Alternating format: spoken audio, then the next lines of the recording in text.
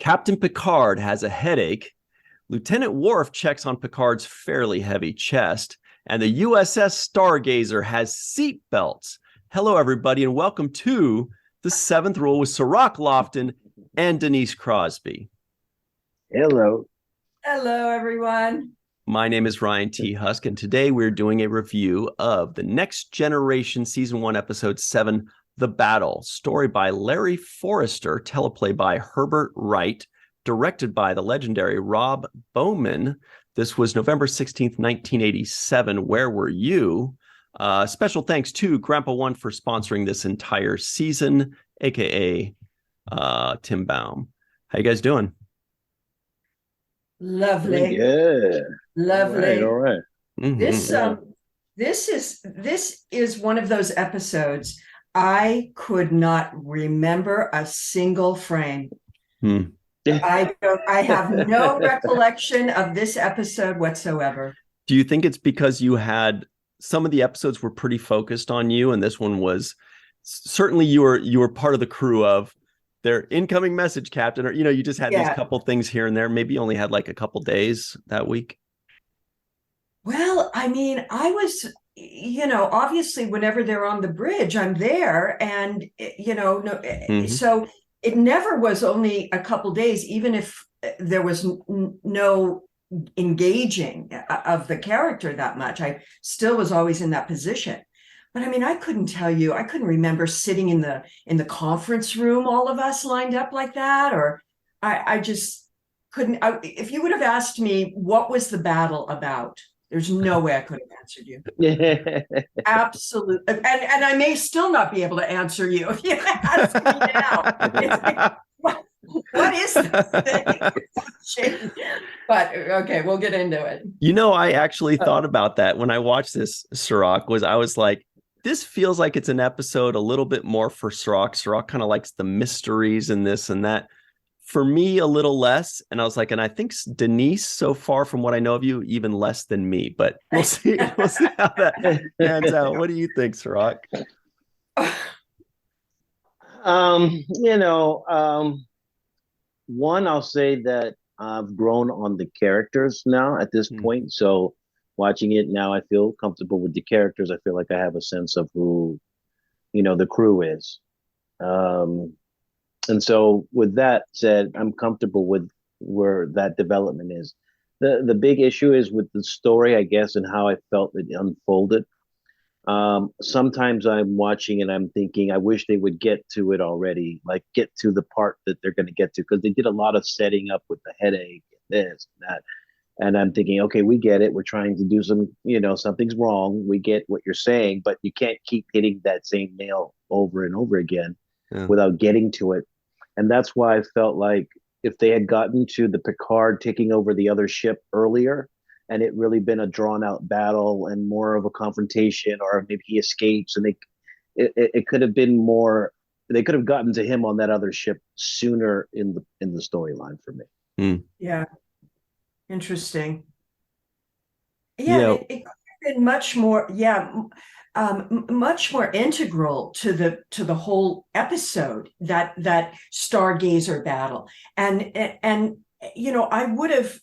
think the whole effect of it with the flames and the people not having any expression, even though he's, this is a mind, a thought of his, it's not actual, but how much more compelling it could have been if they really staged the Stargazer, the action on it that was going on, not just this kind of fake, imagery of like what you have behind you, Ryan. There's like, it was so distracting to me to have these flames going and no one's reacting. Going in this direction too. There's no expression on any of their faces. Yeah, that was an interesting choice. What I actually liked about that slightly differently was, and I only noticed this at the very end, was when Picard's talking to one of these phantom memory people, the guy turns, I think it was Vigo, turns back, and there are like lines being said, but the actor's not actually saying them. So it's like in his memory, they're just these weird, stiff whatever, but they're not actually saying the words. And I was like, oh, that's interesting. I wouldn't have noticed that until the very end. But I think what the fans may like about this episode, and for me, kind of the only thing that I really enjoy a lot about this episode is the Stargazer itself. Because Picard later on is always talking about the Stargazer. It was his first captaincy. It was like the good old days on that little old ship with the 4 nacelles, and we actually get to see it. And the exterior shots of it are really beautiful. I love that, and I just, it's nice to see that old ship that he's always talking about, and that is actually revived in another ship called the Stargazer, or in other things in the new Picard series, they talk about the Stargazer as well. So that's, and they have a new Stargazer ship. So that's the fun part. That's the Star Trek nerd part that's enjoyable. The mystery that's not really my thing as much. It wasn't much of a mystery. It was it was pretty obvious what was going on, that the Ferengi were there, they were doing some manipulation, that it was a trap. All of those kinds of things there was no mystery to it. It was pretty face value. Right. And it just was, we know what's going on now, that we're just waiting for the crew to catch on, you know, because we're cutting to the Ferengi, and they're, manipulating that sphere and talking. We don't know exactly what, that kind of stuff. I had to kind of go, wait, what is this? What is he doing? The techno stuff is like, I'm trying to wrap my head around the thought manipulation, because it's circuitry of some sort. And, it's a little, I don't know. It's a little rough edged to kind of smoothly grasp the story. Plus you've got the Ferengi, which don't make it easy to kind of comprehend really their speech and everything. So I lose a lot of the dialogue when they're speaking. And I also felt there's moments when Picard is essentially confused and in a shady place the whole time, and I, as the viewer, felt like that as well. I was foggy about, like, what are we, what happened exactly? What are you reenacting? What is this reenactment about? Is it something that you're forcing? Is it a new version of events, or is it a reenactment of already occurred events? And I was kind of vague about that kind of a thing. And there was just moments where I felt lost looking at it, and just as lost as Picard. It's hard for me to really believe that Picard isn't absolutely sure of what he did. That he would be even, yes, it's my voice, but it obviously is kind of adjusted here. It's because I know for a fact, he's that good of a captain. He's not going to now believe that he shot and did all this. He would have been court-martialed, or for doing something like that. It just was hard for me to kind of think that he wasn't absolute about what happened to the Maxima. Right. They were making it as if he shot an unarmed vessel or something, or a vessel that wasn't deserving of being fired. Right. Yeah. Right. And he was totally I did like that he was cooperative with what the penalties would be, so it was like, well, you have to turn, you know what the procedure is. Number one, you got to go report this, and it'll take a day for it to get there. And so I like that aspect of the story, that kind of where he was cooperating with it as opposed to acting like a madman. He was more cooperative. Right. I enjoyed that. I like little bits like that too, that I wish we had more of, because again, I approached this from having seen the whole series a long time ago, but I know where it goes. And there were these little moments that I wanted to see more of. For example, when Geordi, corrects Data, and he's like, we know it's this ship or whatever it was. That's a nice little thing, because Data's just saying, hey, it's one of the two ships. And then Geordi's like, hey, bro, it's this one, and it's nice for him to kind of have Picard's back, but it's also cool for him to kind of keep him in check. But another part that I really liked and would have liked to see more of is, and it was subtle, when they go on the Stargazer as a group, Worf reports to Tasha Yar. He says, the rest of the ship is clear of surprises, Lieutenant Yar. Mm-hmm. And it made me think, that's right. Worf is reporting to Yar. She's the chief of security. And I would have loved to see more of that dynamic of chief of security and her like second in command, and how that dynamic works.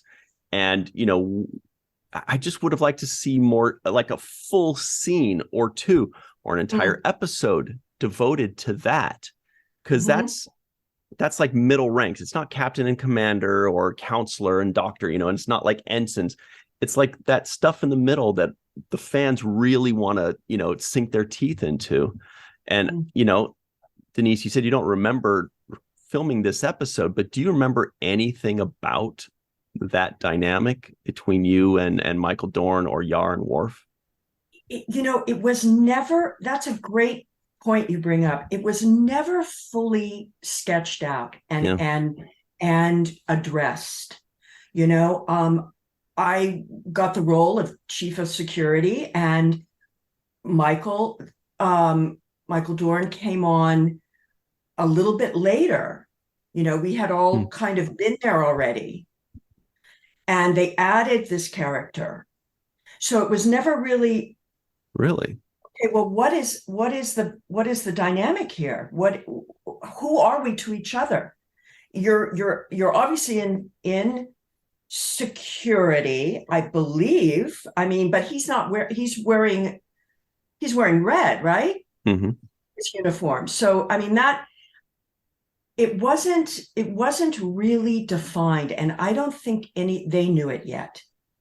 Red meat is operation, or red is command and helm, which is kind of confusing because you would think that he would be in gold. So he might be in flux, going from one department or division to the next or something. Right?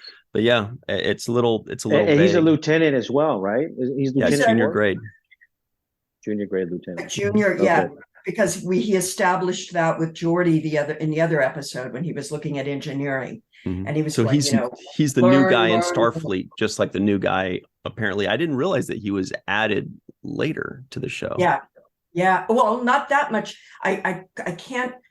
Let's see. Does he appear in the pilot? Yeah, he does. Okay, so they probably already started filming on the pilot by the time they cast him. Yes. I remember there was a delay when he joined. Okay.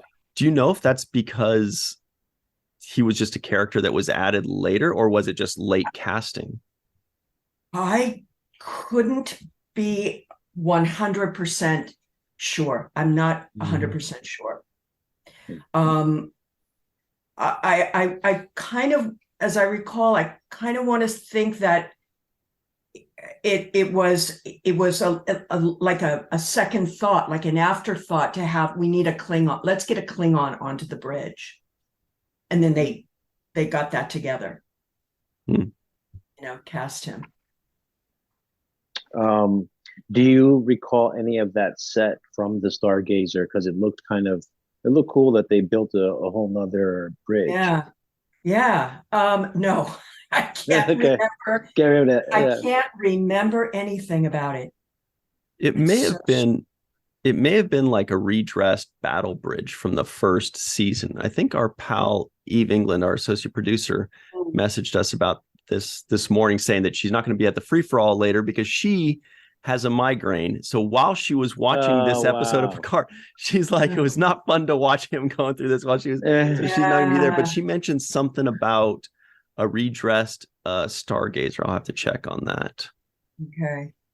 Yeah, when Picard gets on the helm of that Stargazer and he wipes down one of the consoles, I was looking like, were they cooking cheeseburgers on that show? Because There's so much stuff caked on there.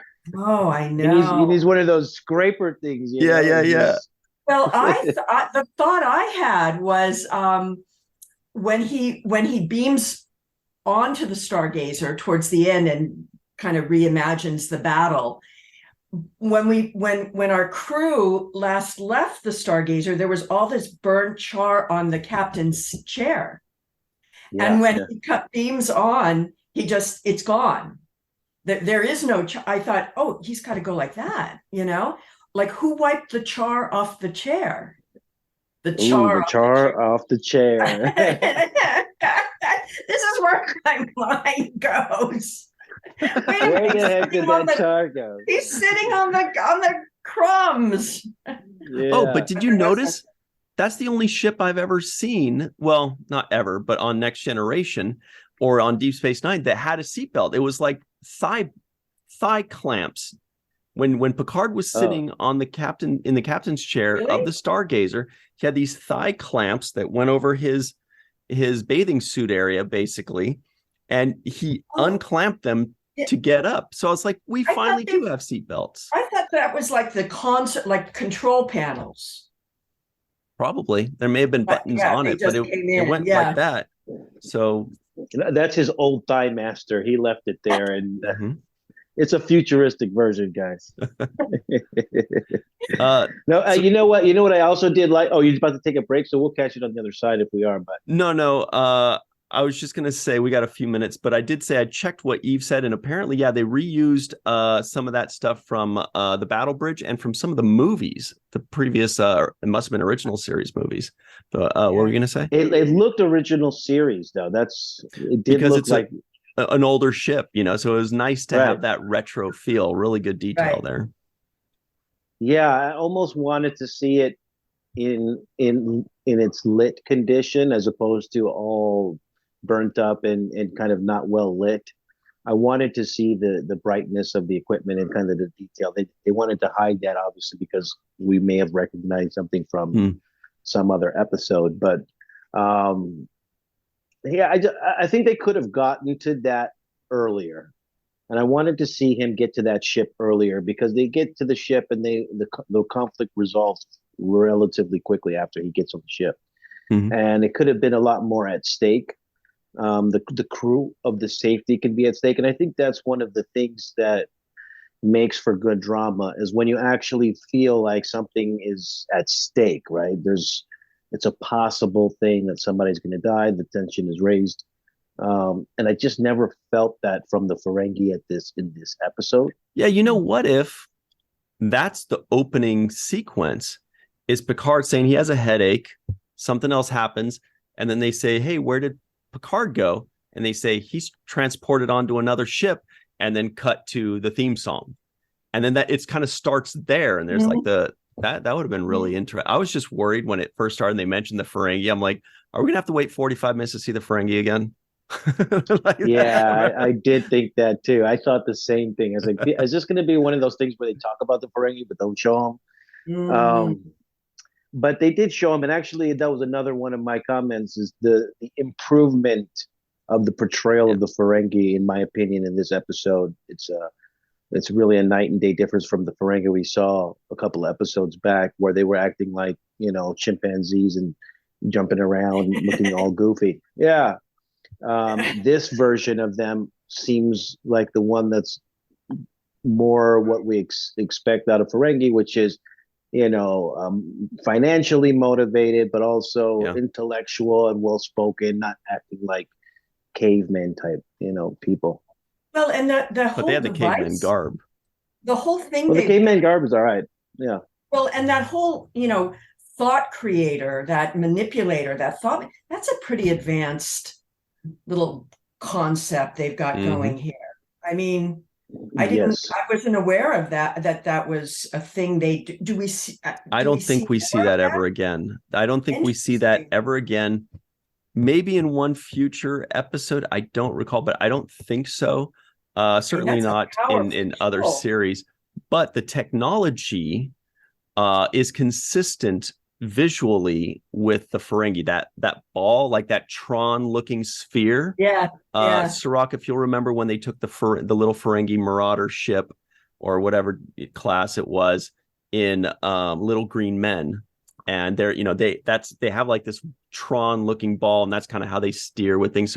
So that part's recognizable, but the technology, no, I don't think we ever see it again because that's weird. Yeah. And I just laughed when I heard that the guy says, "Oh, I had to buy two of them. It cost a lifetime worth of salary to buy two of them." And I'm thinking he only had to buy two for the sake of the story because they needed one on board the ship and one on board the other ship. And it's just not realistic that he would have bought two of this very rare thing that you can't, nobody's ever heard of before, that it would even be ridiculous that there are two of them. It should be something that there's only one of, that a Ferengi found himself able to procure. But I don't see, the only reason they made it two is because they needed to have it in multiple places. And so they had to reverse the story or rewrite that part of the story. Like for us, when we have to buy these, super rare spheres, we have to buy them by the dozen nowadays. Yeah, Costco, yes. It felt like a convenient way for them to explain why there was one aboard the ship and one aboard next to Picard. But they could have gotten away with a better way to execute that story without there actually being two. Let's hop over to our break very quickly. There's a bunch more stuff there, and I'm going to never stop being obsessed with wishing that we had a Yar and Worf episode. Maybe there's one that I don't remember, but I would have loved to see that because in other series, we see that little chain of command, that little dynamic between number 4 and number 5 and things like that. But anyway, we'll take a super quick break. We'll be right back on the 7th Rule. Hey, everybody, it's your lucky day. Welcome back to the 7th Rule with Cirroc, Lofton, and Denise Crosby. Hi. All right. We are back with The Battle. That is Next Generation's episode, The Battle. Here are the trivioids of the week. So you're dying to hear them.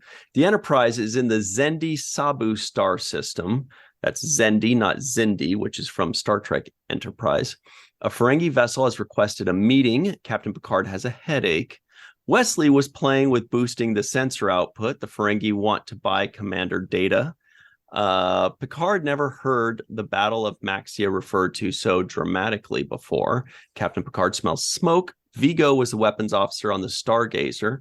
The Picard maneuver is not what we remember it to be. Most people remember it as fixing shirt like this. Riker doesn't want a computer science lesson. Worf checks on Picard's fairly heavy chest, and the USS Stargazer has seatbelts, kind of. I just added the kind of. It has a thigh master. Yeah. The Xendi. It was Xendi, not Xindi. That's one tiny little thing. I thought it was Xindi, actually. I thought it was the same Xindi as I wrote down Xindi, but I guess it's a whole different thing, right? The Xendi. And we've seen one now in also Prodigy, Star Trek Prodigy, the great work that they do there. Right. Picard maneuver, yeah. And they wanted to buy data. Like you guys were talking about the Ferengi being a little bit more fleshed out. Like they even said something like, the captain has been, confined to his quarters because for entering an adventure that is not profitable or something like that. We're like, that's the Ferengi I know. Yeah, exactly. They definitely got better with the Ferengi in this. And I like they made one little Ferengi joke, which I thought was funny when he says, like you humans say, I'm all ears. Mm-hmm. I thought that was a great just a nice little insert there. Good, clever writing. When I heard that the Ferengi were calling it the hero of Maxi or all of this stuff, the Battle of Maxi and all this, the way they were interpreting their side of what happened, it reminded me of a documentary I just recently saw, and it was about Vietnam.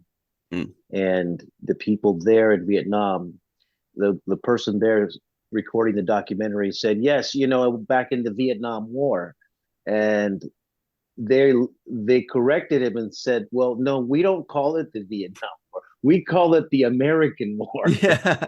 I love it. You guys call it the Vietnam War. Yeah. We call it the American War. That's something that you guys brought to us. So I thought that was just just a funny way of how two people can recall the same event from a totally different perspective. So I did find that to be accurate, actually. The Ferengi see it one way, Picard sees it another.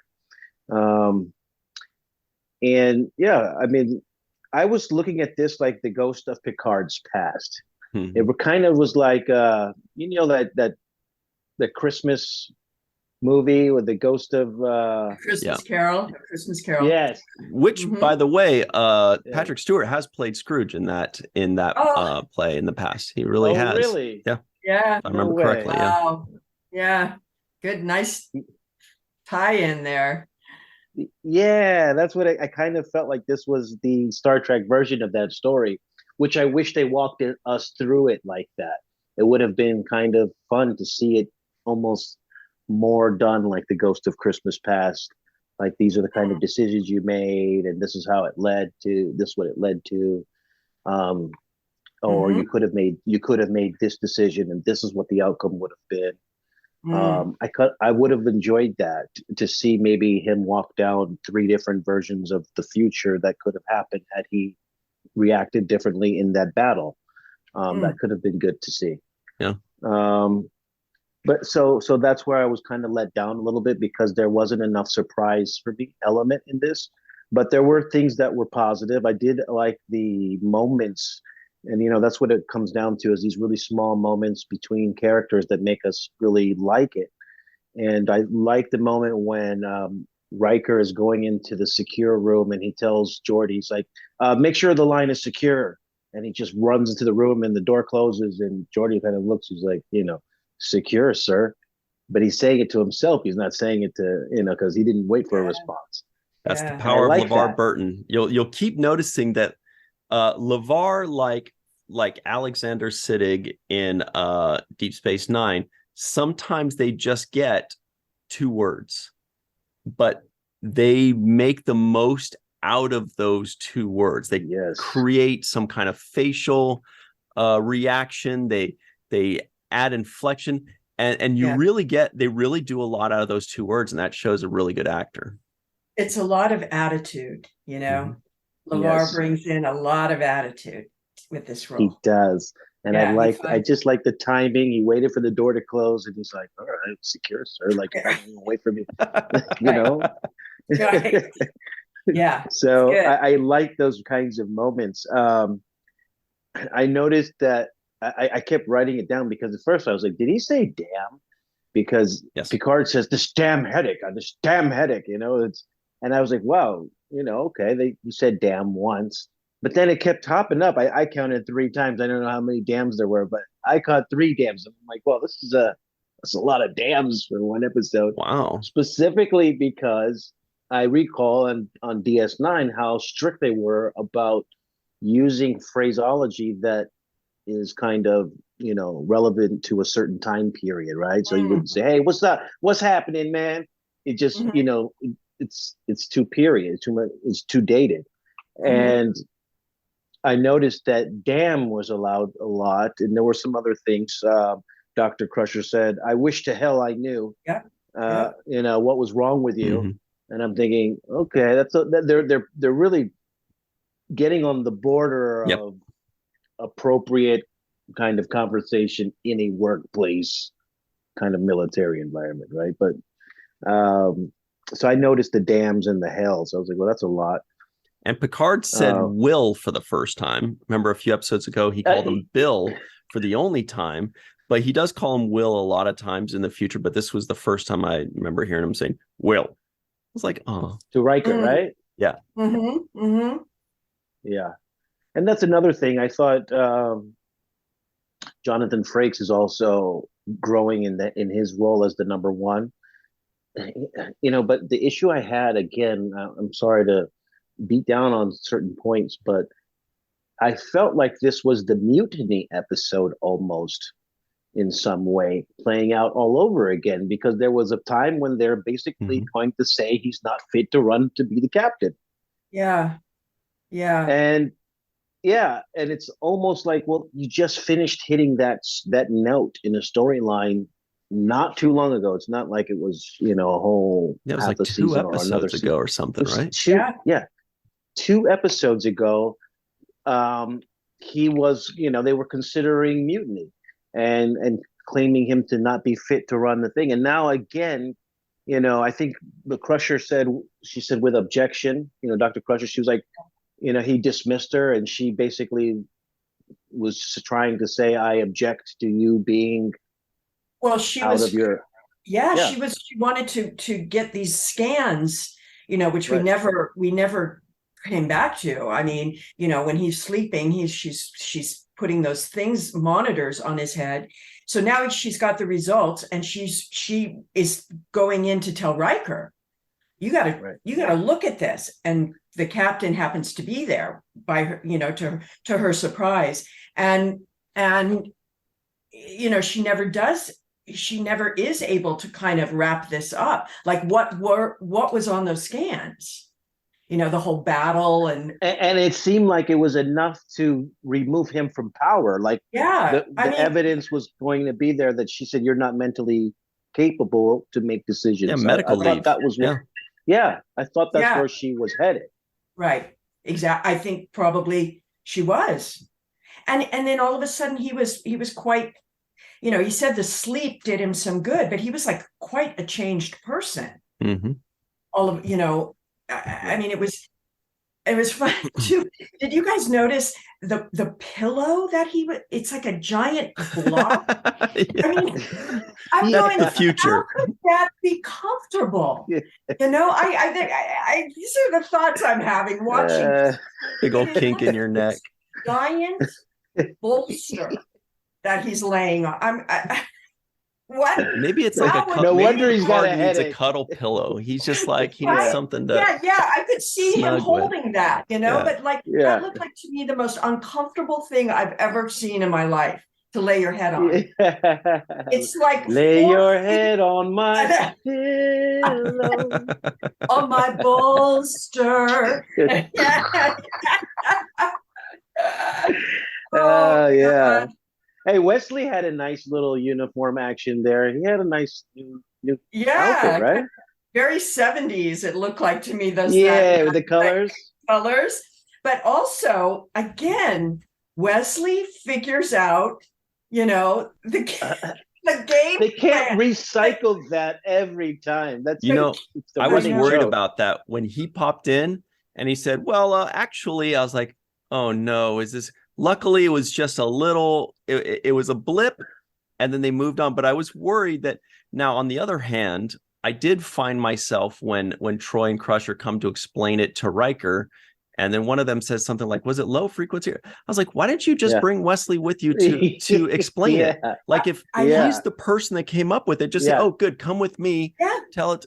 But instead they're like, stay over there. We have no idea what you're talking about, but we're going to tell somebody about it. That's the game of telephone right there. And I love how when they leave and he says, thank you, ladies. And then he goes, adults. Adults. Yeah, I mean, but again. But come on. Look, you're on a crew full of literally the best and brightest of people that went through Starfleet Academy, that have experienced battles, that have fixed engines in emergency crisis situations, that had to deliver results in a timetable that's unrealistic. These people have seen so much stuff, and here comes this boy, and he's like, "Oh yeah, I don't know anything about brain scans, but I happen to be analyzing brain scans." My science project. Yeah, it's exactly. I mean, I was like, "What?" And even when he came in the beginning, he said, "Oh yeah, I was just trying to boost, something." And I'm thinking, wait a minute, should you be doing that? Kid? Yeah, who gave gave you permission to? Nobody knew that was. I was just fuddling with the warp core. I was trying to see if I could detonate. Was it Lieutenant Singh that said you could do that? Because he's dead. I remember. Yeah, that was sort of my reaction. It's like, what? You were what? You were doing what? Oh yeah, and then Data actually says we have to talk about this later. Yeah, and they just made it on.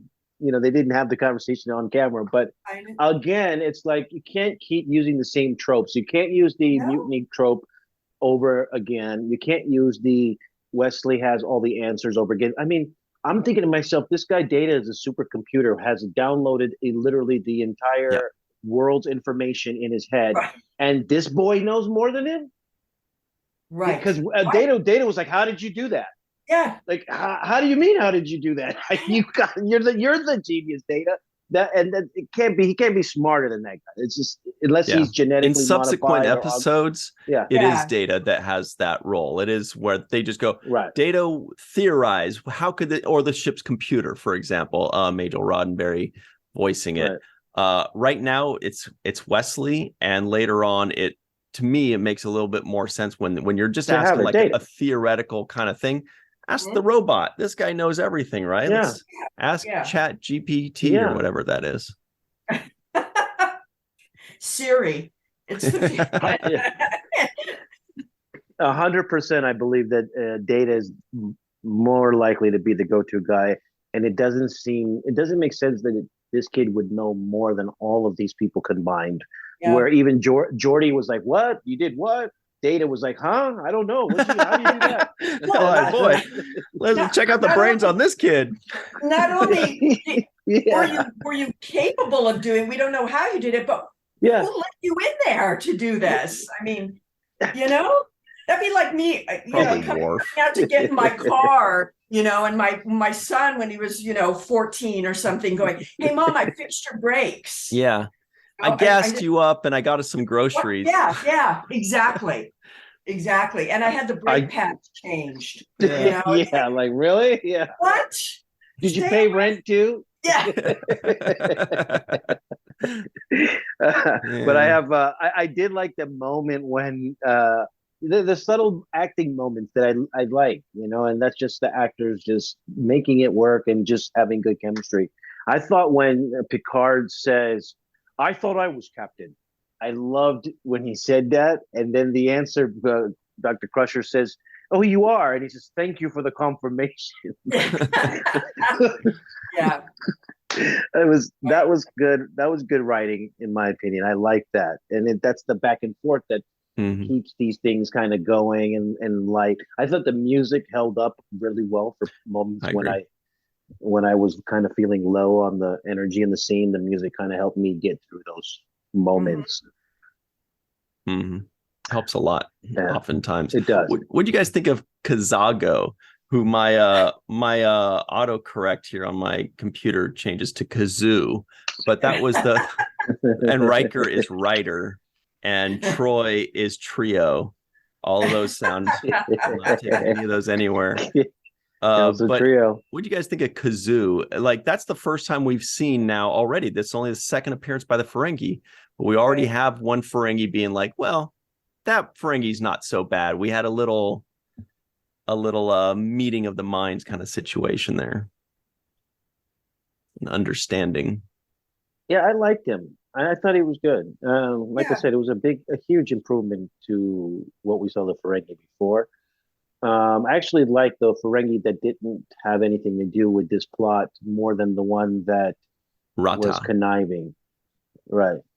I liked his performance a little bit better. I thought he played it right. But the Ferengi were good.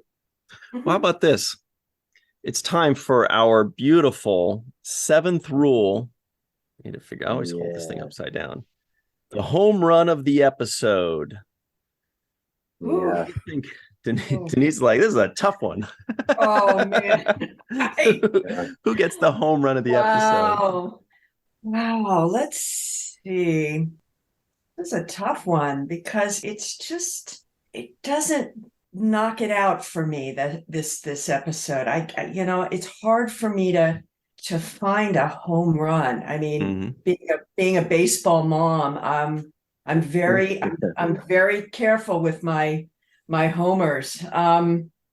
It's like singles and doubles for you right here. Yeah. Is there a base hit? What's your base hit of the episode? Well, okay, I'm gonna give it to the Stargazer. Yeah, I think that, it was just like you said. It looked. I loved the tractor beam pulling it. I loved it kind of, it behind our class ship. That was really pretty, and it was just fun to. Even though I can't remember, it's fun to go to be on, a historical ship, and that will play out in future episodes and be not forgotten and not lost. And and Picard's whole romanticism of that ship, and the his connection to it, and his passion for it, and the delight in seeing it again. Mm-hmm. What about you, Cirroc? Yeah. I think you knocked it out of the park with that one, Denise. I'm going to have to second what you said. I think the ship itself was the home run. The design of the ship, the look of it, both the interior and the exterior shots. I liked it. And I also think that Picard's, carrying an episode for a large part of it with no other cast members, and it's just you alone on the bridge, is not an easy thing to do. And I think he did a good job of pulling that off, because when you're by yourself, you don't have any other person to lean on. There's really not much special effects going on except for those people that really don't make as much sense. And so it's just him, and he has to carry a big load. And I thought he did a good job of delivering those scenes. I was going to say the same thing about the Stargazer. I was going to say my home run of the episode was, like the art department that redressed, and because you guys know the art department's constantly redressing the same sets. You can't just go build new stuff all the time. Week by week, you're always redressing, and you have to do it convincingly. And it was convincing for me, and I enjoyed seeing it. So I think they get the home run of the episode for me. Let's give some special thanks to some special people before we hop over to that free-for-all. Oh, and Homer Frizzell. Let me add just one real quick thing. Sorry. As soon as Captain Picard smelled smoke, I knew what the deal was, because where there's smoke, there's fire engine. Oh, thank goodness. I've been working all day. Wow. Patent pending. Nice. I throw one bad one in there. So special thanks to Homer Frizzell, Dr. Marie Segal, Eve England out in Wales with a migraine, feel better soon, Yvette Blackmon-Tom, Carmen, a.k.a. Skillet, TJ, Jackson-Bey out in Missouri, Bill Victor Arucan. Also, Titus Mohler, Darlena Marie, Dr. Mohamed Noor, Tierney C. Dieckmann, Anna Post, Rex A. Wood, Anil O. Polat. Check out his new videos on YouTube, by the way. Joe Balsarotti, Mike Gu, DQ, Neal Akasaka, Justine Norton-Kertson, Dr. Stephanie Baker, Carrie Schwent, Faith Howell, Edward Foltz, My Live from Tokyo, Matt Boardman, Chris McGee, Justin Weir, Jake Barrett, Jane Jorgensen, Henry Unger, Jed Thompson, Amy Renee Haynes, Sean Mouch, Marsha Classic Schreier, Lambda Quadrant's own Randy Frank, and of course, Dr. Susan V. Gruner. Thank you all for hanging with us. We will see you on the other side on the Seventh Rule. Hi, everybody. Welcome back to the Seventh Rule. This is the free-for-all. Of course, Denise Crosby, Cirroc, Lofton are here. Melissa Longo is joining us wearing a very special new shirt from Star Trek and Chill.com. Go check that out. It's Stembolt and Chill, and it's got our favorite humans on it, and, the actors, I guess, Human and Ferengi. We've got Carrie Schwent here with the coolest background ever, quite possibly. Justin Weir is here with his Chat Pack shirt. What's up? Chris McGee is here. Looks like some kind of flight simulator stuff behind you or something. Jason Okun is joining us. Welcome. Homer Frizzell is hanging out with Livingston, and Mai is live in Tokyo. All right, Melissa. Oh, wait. I always forget this. Jake Sisko guesses the IMDb score. Ooh.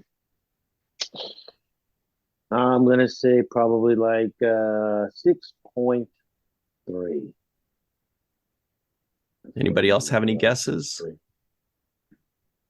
Looked. Sounds Lower? about right. Let's make it lower. Low sixes. Justin, that was you? Low sixes? Yeah. You know, surprisingly, it's actually surprisingly to me, it's a 6.0.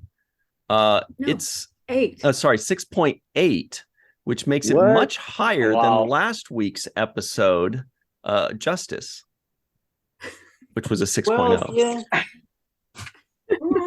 Yeah, maybe. I think- actually like Justice better. Me too. I actually enjoyed that episode better. Mhm. Yeah, It was I more think- interesting. yeah, Well, got a lot interesting. more going on. Well, Yeah, it was more interesting. Yeah. We were glued to the screens. Well, Well, Melissa, what do you think of today's episode, by the way? well, I'm going to start with a quote from the Ferengi First Officer.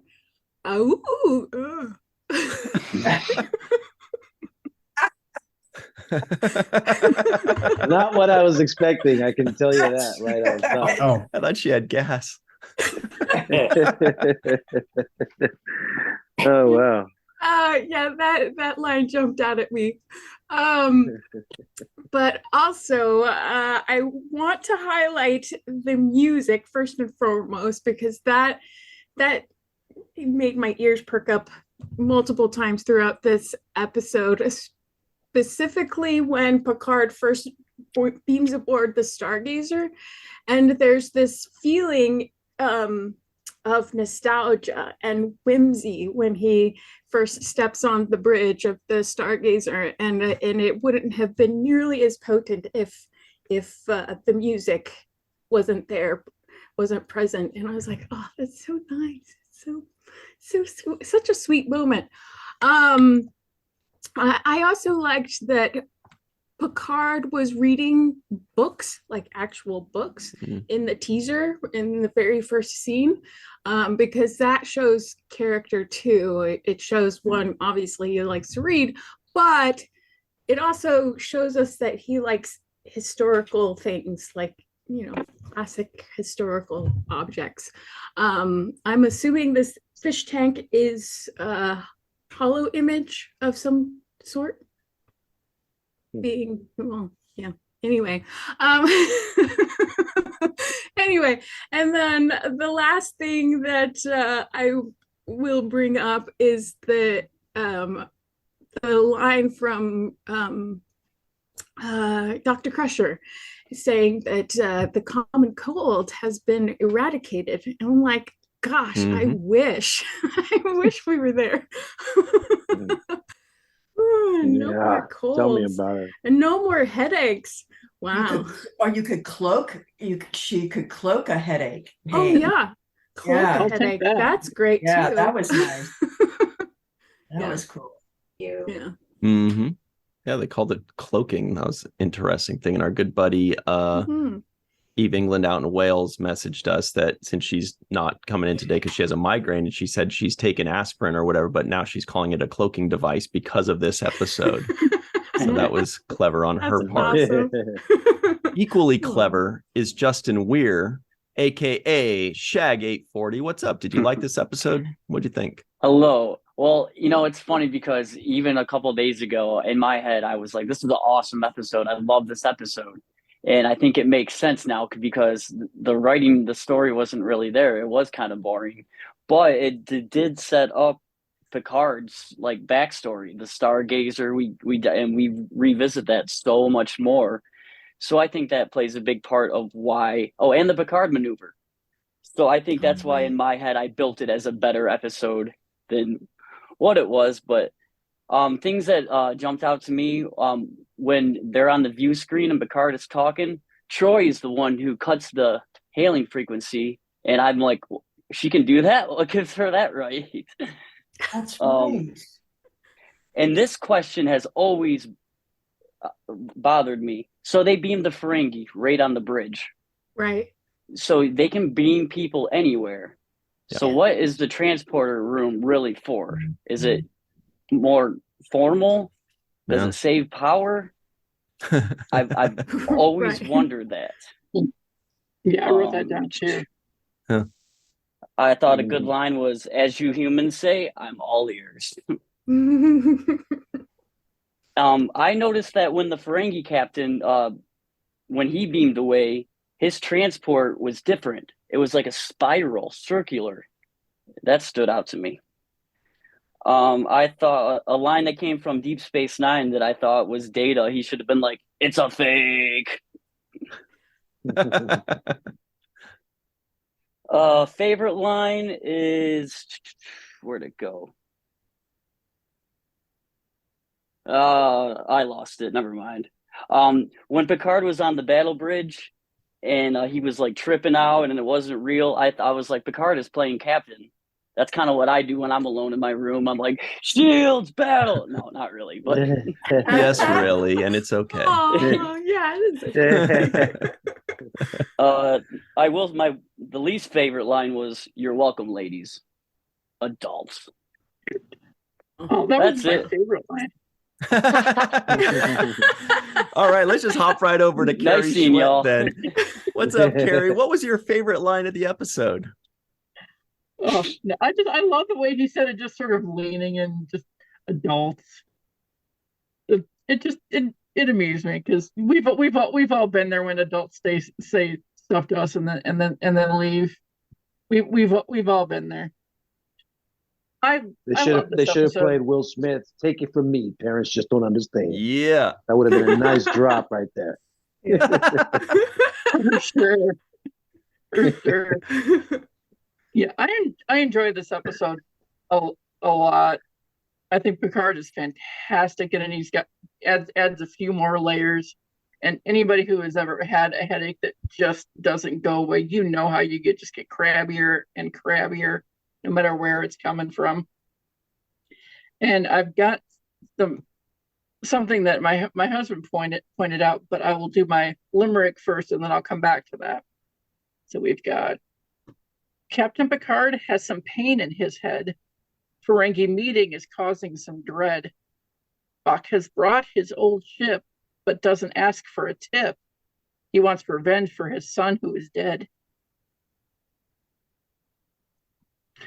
Yeah. I actually enjoyed working on that. The first line is always the hardest, and then the rest just sort of kind of tumbles into place. Especially when you get a rhyming dictionary, that actually helps out a lot. Wait a minute, are you allowed to use rhyming dictionaries? Homer says no. I saw Homer say no. I would love to see them without the rhyming dictionary, or to hear them. Challenge accepted. There are some words that we don't even know what they look like when they're written down. I mean, just take yourself back to Melissa's opening quote. Challenge accepted. I promise to do the next one without a dictionary. But the thing I mentioned before that my husband actually noticed, and I wrote down the little exchange with when Beverly is in Picard's quarters and is trying to figure out his headache. She says, "I can't see anything wrong." He's saying, "Neither can I, unless there's some kind of trap." And she finishes her sentence with your head. Kind of a foreshadowing a little bit there to what is actually going on with his head. I didn't notice that until he pointed it out, and I love that. Yeah, that was a great moment. We didn't cover that. It's a great moment. Yeah, I had never noticed that before until he brought it up. And I've got a few other funny lines, but I will save those for later. I will finish with fully useless blanket Batman. That blanket that Beverly covers him up with when she sort of tucks him into bed looks so thin and uncomfortable. I mean, you'd have to be sedated to actually enjoy a blanket that looks that thin. But that's just me. I like my comfy blankets. Mm-hmm. Excellent. Up next is somebody that has been called a comfy blanket in the past. Of course, it's Homer Frizzell. Cozy. So I don't think that happened, actually. But I just have to say I like it when we get to see another ship and how they are so creative about using other ships or scenes that we've seen before. Like the Stargazer, I think there was an element of Star Trek 4 in there. There was an element of the Battle Bridge, I think, that we saw in Encounter at Farpoint. But the main thing I want to talk about really is that finally the Ferengi are moving towards this profit-based type of race that we know and love. And eventually, I mean, how far away can it be until the rules of acquisition? And then we get to number 7. So yeah, I enjoyed it. It was fun. I have issues with just whoever came up with the branding of the thought maker, but that's another story. Mm-hmm. Mhm. Yeah. All right. Excellent. Mai is live in Tokyo. Oh, that's all 3 ships behind you. Cool. How are you? I'm sleepy, but other than that, good. Yeah, I thought finally some good character-based storytelling. But it was a little limited. Picard, Riker mainly, a little Beverly, a tiny bit of pre-Geordi, some early Data, but no Worf, Tasha, Troy. I thought, come on, guys, get them all involved here. We're presented with Picard facing a past he's now unsure of, feeling possibly guilty, doubting himself. We have Riker going into professional number 1 mode, acting protectively of Picard. This character development was way overdue, I thought. The Ferengi's still hard to watch, completely lacking in the development that their sister show, what was it called? Showed us 5 years later. But yeah, it was good. The one thing that stuck out to me was at the end when Picard goes, "Let the dead rest." And I thought, where the heck did that come from? So I did a bit of digging. I think it came from Ecclesiasticus, from the King James Bible.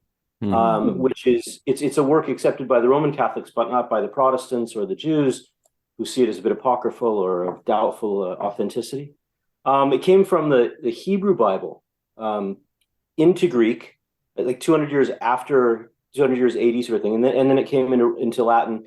And I figured we got us some Latin in this episode, so here it goes. It says the where it comes from, I think, says in requiem mortui requiescere fac memoriam eius, et consolare illum in exitu spiritus sui, which translates to, when the dead is at rest, let his remembrance rest. And then it goes and be comforted for him when his spirit is departed from him. I think that's where they took that from. They sort of paraphrased it. But this is a very corporeal stance, quite different from the rather metaphysical position stated by our very own Tasha Yar some episodes hence. So I thought, interesting. I like the second approach to what happens, and so yeah, it was okay. It was interesting to look up, but the one that comes in a few episodes is definitely my favorite. We'll talk more about that. Stay tuned for that. You know you're doing good stuff when you see Cirroc Lofton taking notes on what you said. So that's A+ knowledge right there. Faith Howell is joining us too. Welcome, Faith Howell, on the bridge of the Enterprise D. Jason Okun, what's up? Welcome. Good to have you. What'd you think of this episode? Thank you very much. I guess this episode is, for me anyway, a lot of these early Next Generation episodes are guilty pleasures, if you will. They aren't exactly terrific. But to me, this episode is almost a transition from the early stages of the Next Generation to, I guess, the mid stage of the first season. I think it was the last one filmed before the show actually premiered. So there's certainly a difference as to what people start doing when you actually see the finished product. But I think Haven, even though it airs later, I think it was filmed earlier. So I think it's just... That's right. I think it was done in August, and this was done in early September, or early to mid-September of '87. So there's a bit of sort of this early type of stuff in Haven as well. but we start to get to see something that's a little bit more toward what the Next Generation will be, and a little bit less of what I think you had said resembled the original series in terms of its kind of look and tone. There's still issues. I mean, this episode has plenty of them, and I mean, some of it is compensated by, I guess, the music. The Stargazer theme is pretty good, and I think the actual establishing shot right in the teaser through with the I guess with the fish tank was really interesting. I think it may be the only time we see the fish tank in Picard's quarters. I mean, I mean, why would you have fish on a ship that shakes is beyond me, but there are issues kind of throughout. I mean, the Stargazer gets abandoned because it's on fire. What is it, made of plywood? I mean, literally, it said the ship was on fire. Mm-hmm. The entire ship was on fire. I mean, there are a few things like that in there. But overall, I think I guess the show is trying to find its footing, and I think Rob Bowman did a pretty good job trying to make it look a little bit different than others. Mm-hmm.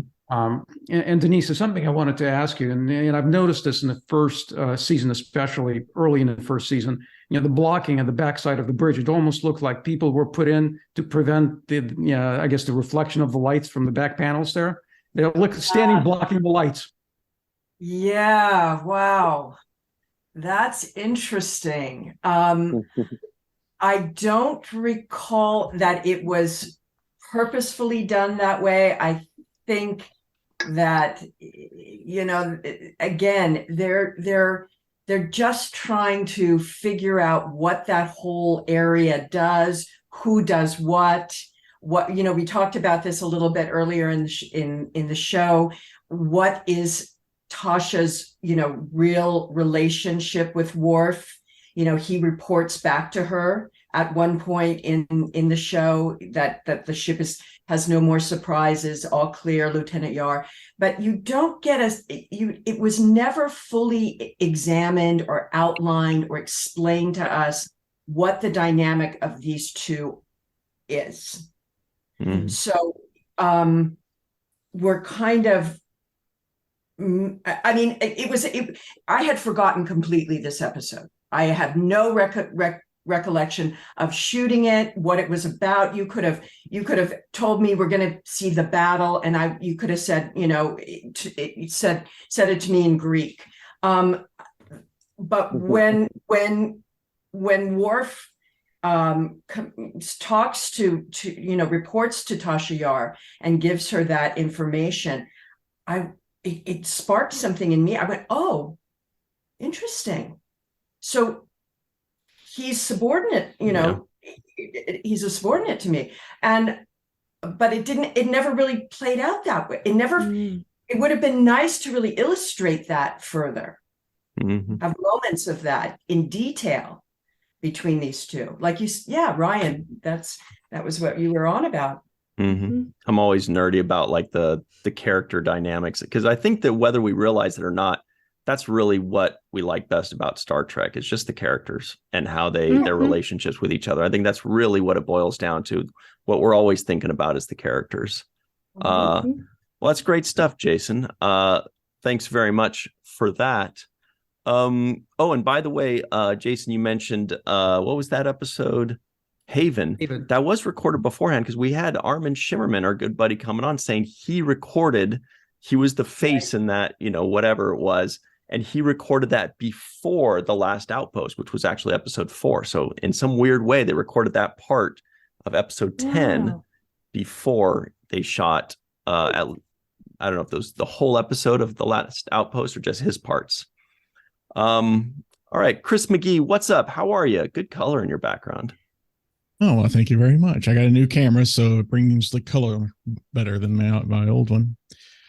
So this episode, admittedly, is a little bit boring, but it was still quite fun, I thought. I liked Picard's acting. I mean, whenever I get a headache, I make the same faces that he did. So, pretty much. So good job there.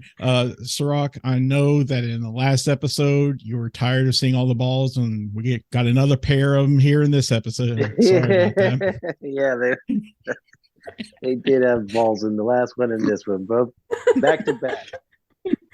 And I agree with Melissa. I would love to live in a world where there's no headaches, or at least they're cloaked, or no common colds. That would be fantastic. And I do like the kind of an interesting difference shown between the societies. Like in Starfleet, you're going to get taken out of command if you do something illegal. Klingons if you do something dishonorable, and Ferengi if you do something unprofitable. So I thought that was kind of interesting to see that sort of thing. I didn't catch any non-appearance mentions in this episode, unless... Oh, did anyone else catch any, by the way? Names? Did he say the name of his son? I don't know if that counts. No, I don't think so. I've never seen his son. What did Picard say about his son? I didn't catch that. No, the other guy's son, the Ferengi son. Oh, yeah, no, not if we never see him. Yeah, not if we never see him. So the only one that I heard was Vigo, but we never see Vigo, and hopefully he's not a Carpathian. As for the phrase of the episode, Melissa kind of took the one that I love the most there. As you humans say, I'm all ears. But there's also the "You're welcome, ladies, adults," which is fantastic writing. And finally, headache. And that's all I got. Oh, when Picard, you mean when Picard snaps at Crusher? Like, yeah, right at the very beginning. You do know what a headache is, right? I thought, wow. It's a little... He's snippy. Snippy, doesn't it? Sometimes you just want to say, go, just take a chill. She should have said, "You're giving me one right now." Yeah, right. That's how we know he's not really French, because French people are not known to be snippy in any way. Let's change the subject. That's what she should have said. Oh, your French is showing. Somebody forget the accent. Somebody give him a croissant. He'll feel better in the morning. Oh God. Right? What's up, Faith? How are you? Good to see you. Be here. I've missed you guys. I know. We miss you too, Faith. So I liked what Jason, I think, said. This is sort of a guilty pleasure episode. I feel like this episode is one that sticks in my memory as like important and influential. And the Stargazer seems like such a big part of TNG mythology in general. And I feel like I believe it's come back through with the Picard series as well. But it just didn't seem as prolific rewatching it somehow. But I one thing I will add is that I definitely, if like I had a chance to go back to an old apartment that I lived in and a bunch of my stuff was still there, that would have been the first place I went. Why are we on the bridge? Like, I'm going to go to my room and get my stuff back. Yeah. That I had to abandon suddenly. Right. So, I thought the same thing. It was an interesting choice that let's go sit on the bridge and have a headache for a while. I'll go sit in my room. Well, if you did those go books back look to special too, right? Those books look like, why would you leave those behind? Those look like well, I mean, it was a crisis situation, right? So they had to that's right. abandon ship, but so that it makes sense that there would be stuff behind, but like, let me go get that real fast. I'll be back. Faith, if you did go back to an old apartment, would you want to see a bunch of your old roommates, like his ghosts, kind of like looking at you and doing weird stuff? Being that I have never had roommates that weren't like my husband, no, that would be bad juju. But I like him to not be a ghost, but he could be there. It's fine. Well, let me ask you this too. Correct me if I'm wrong. When Picard opens his chest, that he had left behind, and those beautiful little leather books are in there, isn't that orb in there? Mm-hmm. Yeah. So why would he go, "Hey, I didn't leave that there"? That was really weird to me. Like, yes, we're assuming he didn't see it, but it was glowing. Maybe that was part of the mind control that it kind of blinded him to its presence or something. Well, just trying to make the puzzle pieces fit. Yeah, I was surprised that they didn't scan the items before they brought them on board, because they are his old items, who knows what's been done to them between when they had to abandon ship and now. Yeah, I mean, it's been what? How many years? 9. 9, yeah. I think that would fall on Data, yeah. Chief of Operations. Yeah. Yeah. Plus the Ferengi, would they supposed to be the would they leave the anything scanner. value in there? Yeah. Would the Ferengi leave anything in there? That's an excellent point. so. They This would whole not. thing was just really suspicious. Yeah, but Like, they wouldn't give them a ship either, which is why Damon was dethroned. That's right. Yeah. Good point. Yeah. All right. Any final thoughts? Cirroc and Denise, top 10 episode so far? Out of 10? Yeah, we've only done 9. So yeah, it's gotta be. It is really interesting to watch an episode that you have absolutely no recollection of. You know, it's like I had a brain scan, like the Ferengi was in my thoughts, took and erased it. You know, I just can't even remember this one at all. So it's like, I mean, I'm there. I saw myself there, but it's kind of an odd feeling to go and watch something that you have no memory of. Yeah, I thought. Well, first I'll give a little quick shout out to Data because I like the face that he makes when Riker says to him, "Is there anything that we could do for the Picard maneuver?" And he's like, "There's nothing." And he's like, "We'll figure it out." He looks like, like, okay, I'll figure it out. And then he does the move where his face goes like this, but he's actually figuring it out. But I like the face that he kind of goes into because it could double as, I don't know what the hell you're asking me to do kind of face. It could play both ways, the face he makes. But at the end, so I've noticed a little bit of a theme with this show, and that is Picard tries to sum up what the show is all about, or the morality that they're trying to leave behind, or what the lesson is.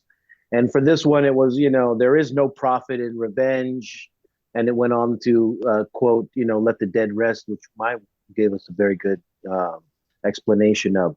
But essentially, that's what this episode is trying to convey, the idea of no profit in revenge. It seems like a weak kind of